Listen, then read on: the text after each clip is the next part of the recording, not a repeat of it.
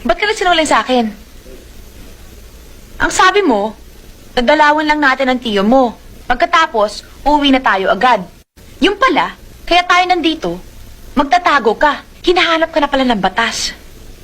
Ito nang sinasabi ko sa'yo. Papasikip na mundo mo. Pati ako, dinadami mo sa mga kalokohan mo.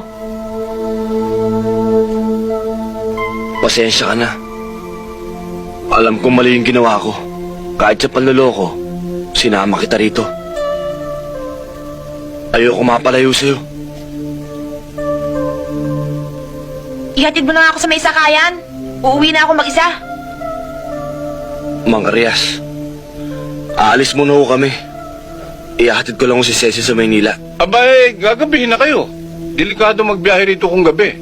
Kung papayag ka, iho, ako na lamang maghahatid kay Cecil sa Maynila. Ang sinasabi rito sa sulat, delikado ang buhay mo roon.